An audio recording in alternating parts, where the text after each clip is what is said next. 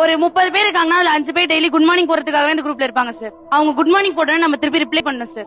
Reply பண்ணலனா பெரியப்பா good morning போட்டிருக்காரு நீ ஒண்ணுமே சொல்லல எங்க அப்பா கேட்பாங்க சார். டெய்லி நான் உட்காந்து அந்த 5 பேரை தனித்தனியா மென்ஷன் பண்ணி அவங்களுக்கு நான் வந்து குட் மார்னிங் சொல்லிட்டு இருந்தேன்னா நான் எப்ப காலேஜ் கிளம்பி நான் எப்ப போறது அடுத்த வேலையை பாக்குறது. நம்மளோட பாட்டி 60 வயசுக்கு மேல, நம்மளோட தாத்தா 70 வயசுக்கு மேல, நம்ம அப்பா அவனுடைய உடல்நிலை அவர் போடுற குட் மார்னிங் போடும்போது தான் அவர் இருக்காருங்கிறதே நமக்கு தெரியும், அவர் மூச்சு விட்டுட்டு இருக்காருங்கிறதே நமக்கு தெரியும். இதை நம்ம நிறைய நேரம் உணர்தே இல்லை.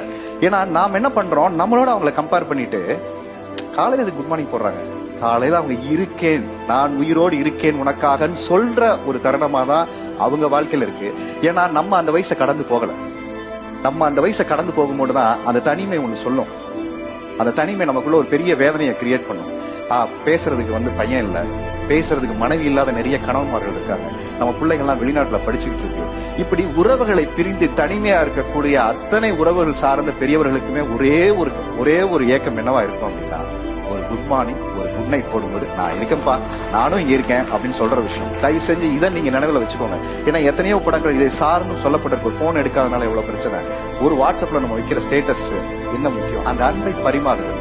அப்ப அவங்க போடுற குட் மார்னிங் ஐ அலை அப்படின்னா உங்களுக்கு ஒரு பெரிய மெசேஜை கொடுக்குறாங்க. அதை நீங்க முதல்ல அவங்களுக்கு புரிஞ்சுக்கோங்க.